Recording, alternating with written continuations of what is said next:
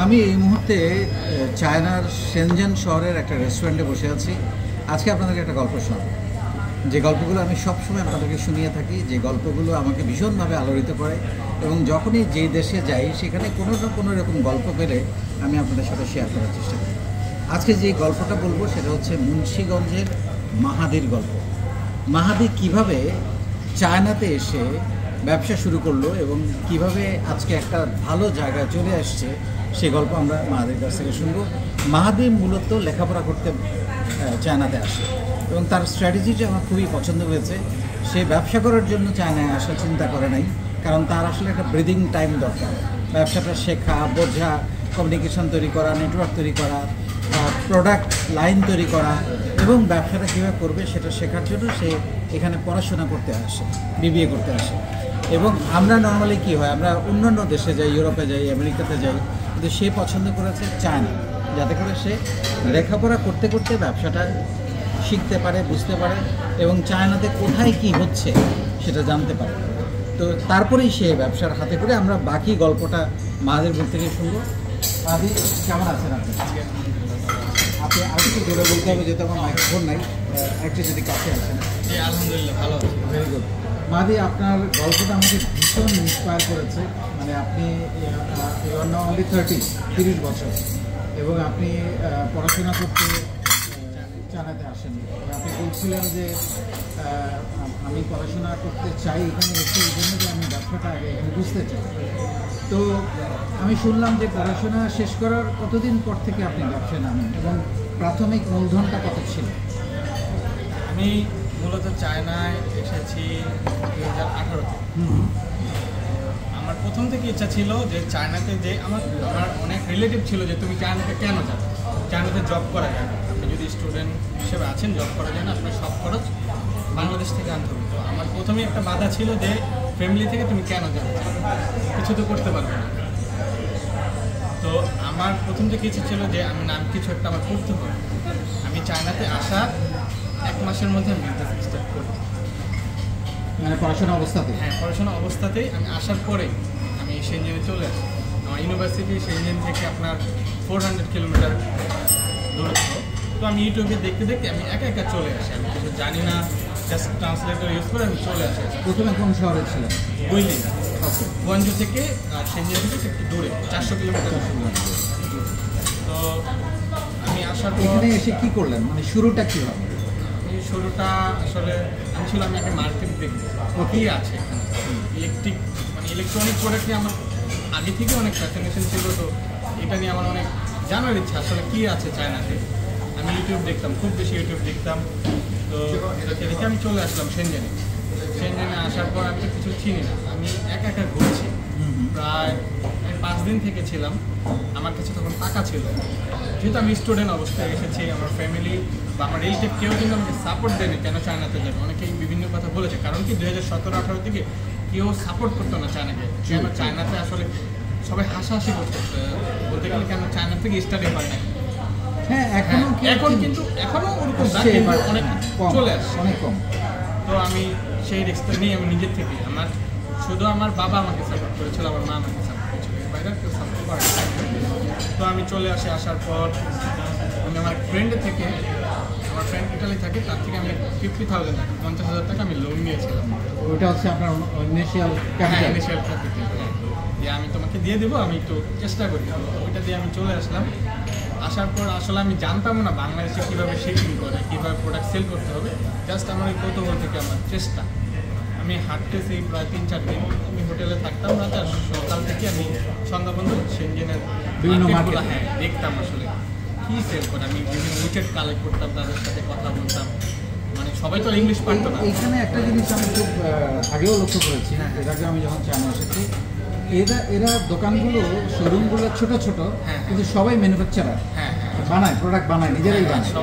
সবাই প্রোডাক্ট বানায়, অনেক ফ্যাক্টরি থেকে কালেক্ট করে।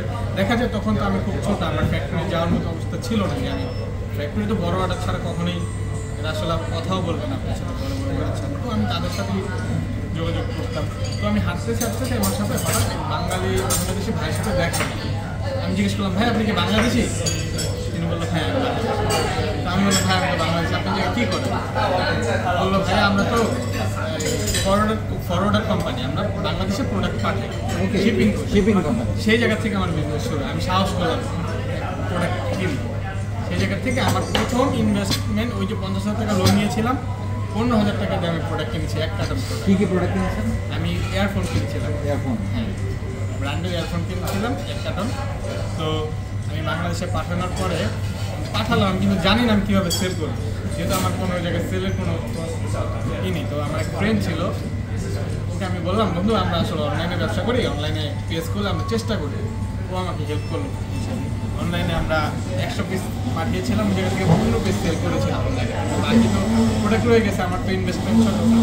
তো আমি কী করলাম, বিভিন্ন যারা এই বিষয়ে বিজনেস করতেছে, বিভিন্ন তখন ফেসবুকে বিজনেসটা শুরু হয়েছে, তাদের সবাইকে নক দিলাম, ভাই আমার কাছে এই প্রোডাক্ট আছে, এরকম প্রাইস মার্কেট থেকে কমে আছে, আপনার কি ইন্টারেস্টেড? সেই জায়গা থেকে আমার শুরু। ওকে। তো তারা অনেকেই আমার সাথে ইন্টারেস্টেড ছিল, প্রোডাক্ট আমার থেকে নিয়েছে, এবং তাদের সাথে এখন আমার সম্পর্ক আছে এবং আমরা একসাথে অনেক বড় বিজনেস করি সেই জায়গা। তারপরের গল্পটা আসলে শুধুই এগিয়ে যাওয়া, তাই না? এবং আমি যদ্দূর শুনলাম যে আপনি এখন মাসে প্রায় 5 কোটি টাকার প্রোডাক্ট এক্সপোর্ট, মানে এখান থেকে এক্সপোর্ট করেন, বাংলাদেশ থেকে ইম্পোর্ট করেন আর কি। আলহামদুলিল্লাহ। আলহামদুলিল্লাহ। এবং আপনি বাংলাদেশে আমাকে বলছিলেন প্রায় 30টারও বেশি জেলায় আপনার ডিস্ট্রিবিউটার আছে। এবং আপনি মূলত গ্যাজেট ইলেকট্রনিক্স আইটেমগুলো মূলত আপনি চায়নার 4টা ব্র্যান্ডের সোল এজেন্সি এক্সক্লুসিভ। বাংলাদেশে বিভিন্ন জেলায় এই ডিস্ট্রিবিউশনগুলো কীভাবে তৈরি করেছেন? এগুলো জাস্ট আপনি ভিজিট করেছেন না ওরাই? না না, আমরা আমাদের প্রোডাক্টগুলো মূলত আমি যে ব্র্যান্ডগুলোকে টার্গেট করেছি সেই ব্র্যান্ডগুলো বাংলাদেশে আগেই ছিল, কিন্তু কোনো ডিস্ট্রিবিউশন ছিল না। আমি এই ডিস্ট্রিবিউশন চ্যানেলটা তৈরি করেছি এবং তাদের কাছে আমার প্ল্যান সাবমিট করেছি, এবং সব কোম্পানি আমার প্ল্যানে তারা এগ্রি হয়েছে এবং বর্তমানে তারা লাভবান হচ্ছে।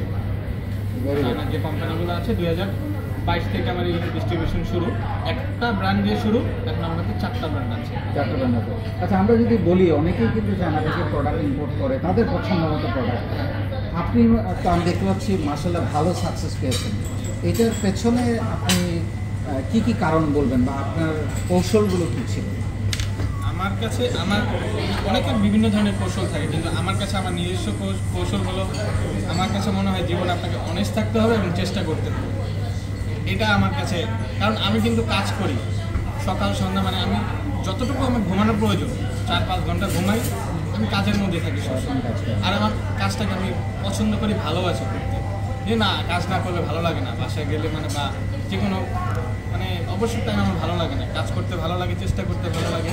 এরকম কালকে আমি বলি, কালকে আমি সকাল 8টা বাজে বের হয়েছি, আমি বাসায় এসেছি প্রায় 1টা থেকে রাত। আমি কাজে ছিলাম, আমি কিন্তু ঘুরতে যাইনি, কোথাও যাইনি।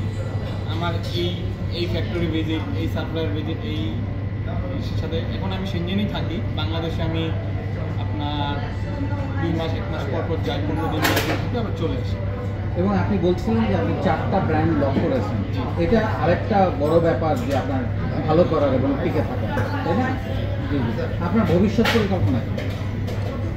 ধরেন আগামী 5 বছর পরে মাহাদি বা 10 বছর পরে মাহাদি কোথায় দেখতে চাই নিজেকে? আমার ভবিষ্যৎ পরিকল্পনা, আমি বাংলাদেশে অ্যাসেম্বল লাইন তৈরি করব। ওয়াও। কারণ এইটার থেকে সম্ভাবনাময় আগে কিছু নেই আমার মনে হয়। কারণ আপনার বাংলাদেশ থেকে চায়নার দূরত্ব মাত্র 2000 কিলোমিটার, 3 ঘন্টার দূরত্ব।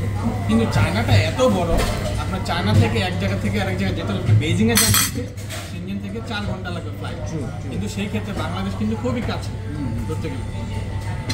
আপনি, আমার ইচ্ছা আছে আমি বাংলাদেশে অ্যাসেম্বল লাইন তৈরি করবো। আমি এটার জন্য অলরেডি একটা প্রশিক্ষণ নিয়েছি 2 মাসে।